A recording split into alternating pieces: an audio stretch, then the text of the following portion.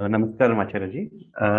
My question, I'm actually reading one of his books called Freedom from the Known, where he talks about, removing authority to be free from free in the ego, right? What does he mean by the authority? Because Just keep your pace a bit mild.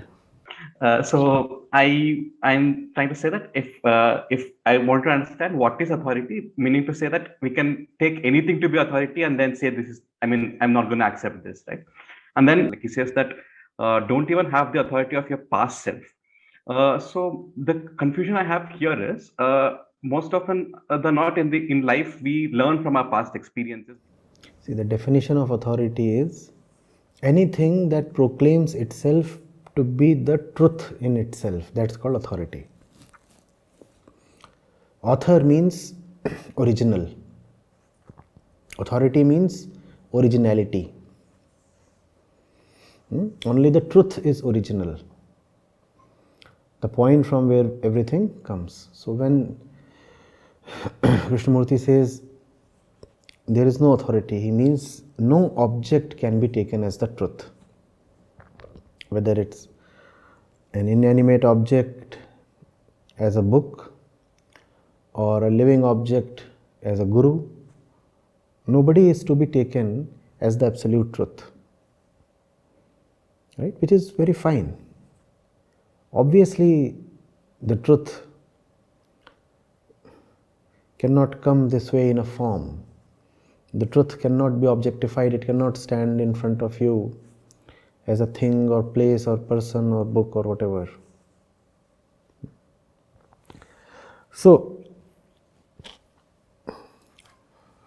do not be too quick to accept your own assessments and judgments. When you fall for something, don't you take it to be real. Only the truth is real. When you are afraid of something, aren't you taking the thing as real? If you knew something is unreal, could you be afraid of it? So nothing is to be taken as the truth. Why? Because whatever you are seeing is being seen by you. To take a seen thing as the truth is to believe just too much in the capacity of the seer. Who is the seer? You are the seer. So to take anything as the truth is to be egoistic. I am saying this thing is the truth, therefore it is the truth. And that's what the ego wants to believe in. The ego says this world is real. If I have fallen for a woman, my love is real. If my dreams call me, beckon me, my dreams are indeed real, I must invest in them. Why all this? Because they are mine. The love affair is mine, the dreams are mine, the opinions are mine. Therefore, I want to take them as truthful. Now you see why he says, do not take your own likes, dislikes, experiences and past as authority. Because they are yours. Whose experiences? Your experiences. Whose past? Your past. None of that is to be taken very seriously. Obviously, all that will exist, you cannot just dismiss it. But none of that is to be given the status of the truth.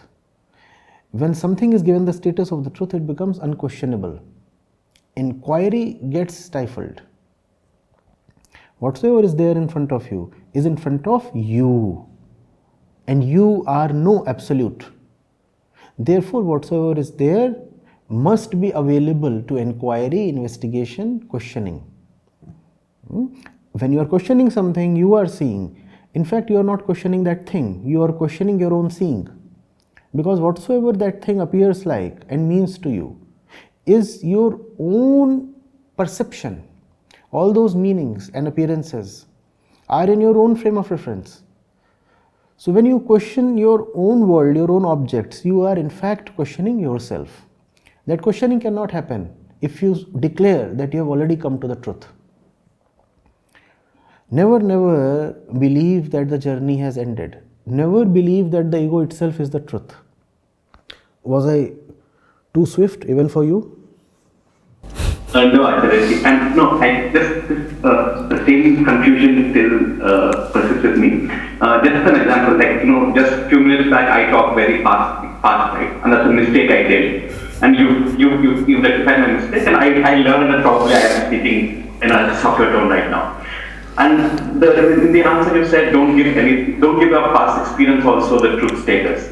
But I mean, that was the truth that I did speak. Authority. But so that is authorizing me to change my behavior, and I learned from that experience, right?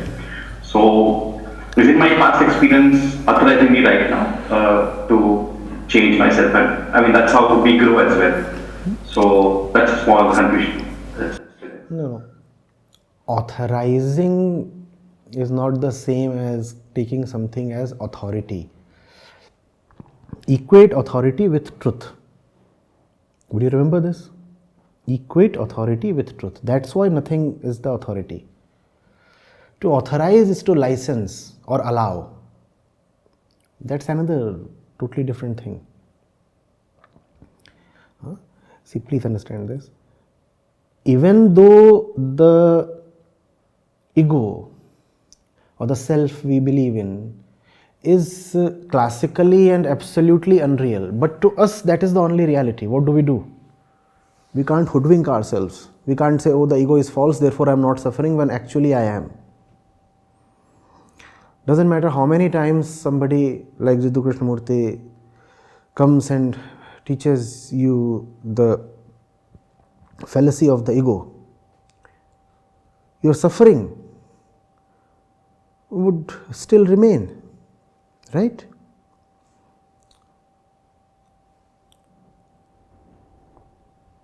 So you have to work your way out of the ego through the ego, in the middle of the ego.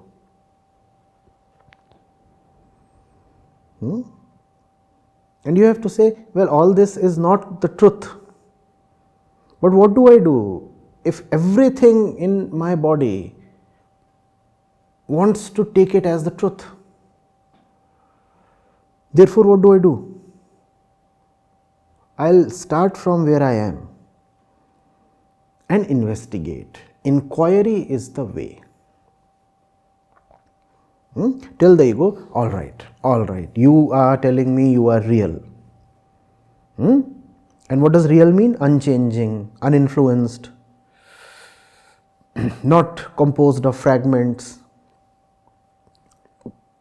timeless. You are telling me all these things about yourself.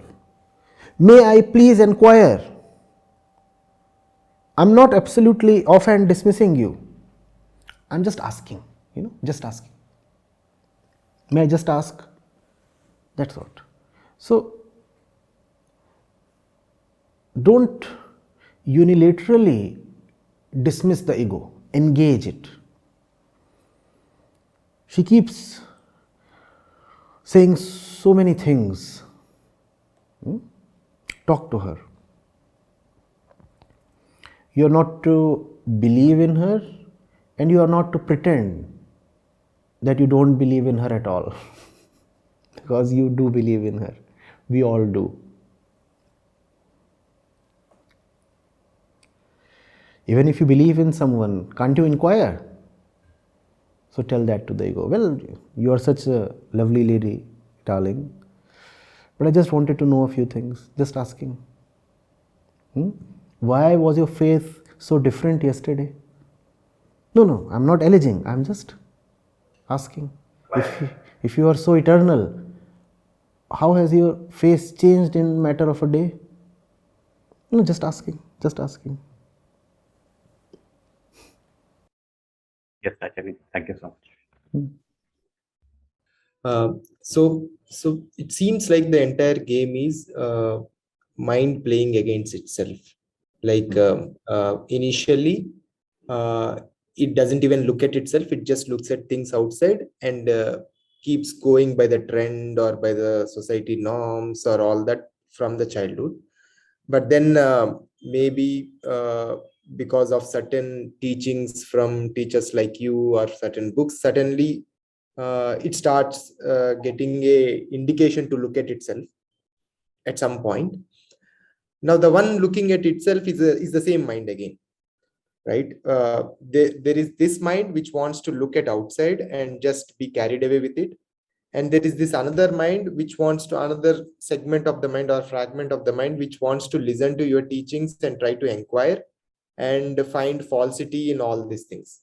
Now it looks like the game is almost rigged, right? Anytime mind can favor towards itself to strengthen itself rather than dismissing itself. Now initially it was when I started doing this, right, it was very obvious the mistakes that it is doing. Like say for example, it is falling for some attractive cloth or maybe attractive women or anything like that. It was very clear, like you just check 2-3 questions, you find it very clearly. But as we keep doing this further and further, I noticed that it it kind of becomes very easy for it to conform to certain things. Like let's say your teachings, it might just consume it and it may not really digest it and go through it fully. Rather it might simply conform to it right away without even letting it fully digest and become part of me. So one trick I did at that time is to break certain patterns, go travel alone, or do some things like that, which will show again its falsity. Again, it is becoming becoming a fanboy to you, and it is simply accepting things that is being told by you or told by Krishnamurti as though they are right, as though it has understood, rather than really experimenting. So this kind of tricks becomes very difficult, or at least for me it is becoming very difficult to catch them and experiment and let it not easily confirm. So any thoughts in this direction, Acharya? Read non-spiritual literature. Get into things that you have declared as false, just as you have declared, let's say, Vedant to be the truth. Remember that just as there is a chance that you are declaring Vedant to be the truth without having really known it to be the truth, equally you might be declaring a lot of other things as false without having known them to be false. So what do? Separation from those things keeps hiding the fact that you still do not know those things to be false. So go close to those things. Do all those things that you might have rejected or barred yourself from since the last 2 or 4 years. Read commercial literature. Read what consumerists do. See what is their philosophy. Expose yourself to be converted by them and see whether their attempts have any effect.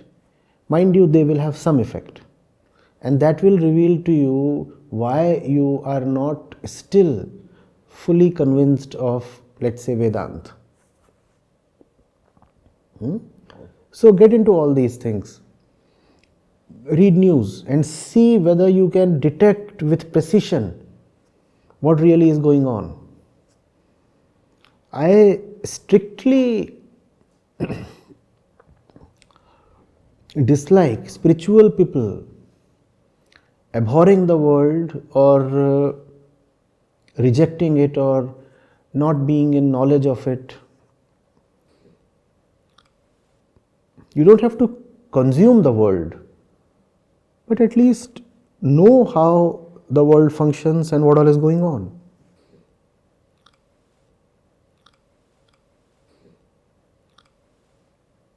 And then see whether you are totally effect proof. I'm advising in advance, there would be some effect. Visit a tempting shopping mall, some expensive place, see all the glittering stuff there. See what it is doing to your senses. See how people are operating. At some point you will find yourself moving towards one of the items. Don't resist. Inquire what is it that you find tempting in all that. And mind you, we are not talking in language of one thing being bad versus one thing being good. We want to find out. It is actually very much possible that when you visit that shopping center, you actually return with 2 or 3 items that you actually needed. Not that it's your money gone waste. So read all these things, visit all these places, engage the other kind of people. The more you keep them away behind the boundary of otherness, the more you will fail to realize that they still exist within you. To what extent they still exist within you, you will know only when you are with them. Be a part of one of the usual upper middle class weddings.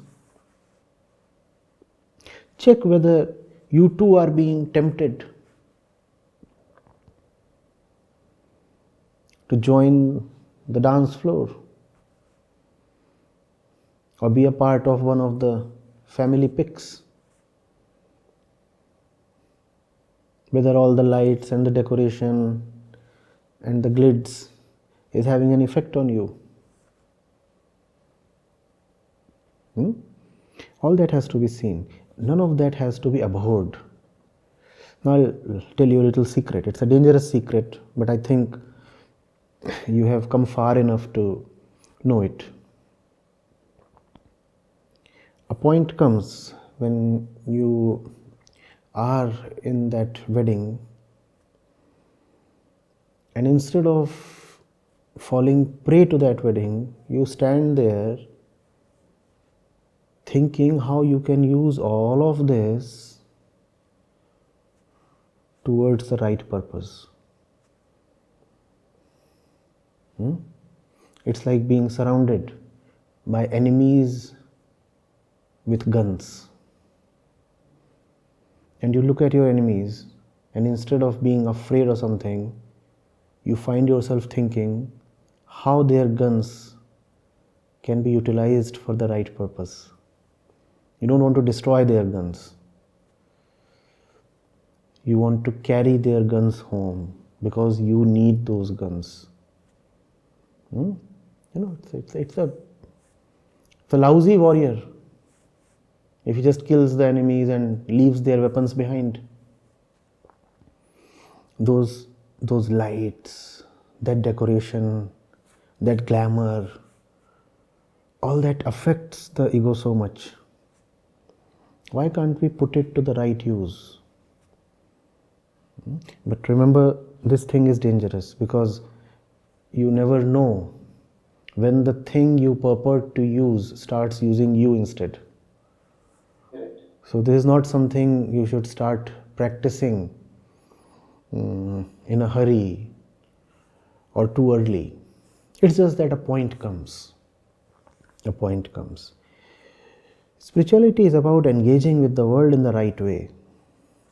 It's not about rejecting this, abhorring that, not being here, not being there. Be everywhere. It's a war. All the territory is to be won. You must know your enemy. If you keep shying away, if you don't even want to look at your enemy, how will you know what your enemy is like? But I repeat, these things are not for beginners. If beginners keep frequenting wedding parties, they'll be carried away by the guns. or you could say at gunpoint. Instead of bringing the guns home, you'll find that nobody returned home.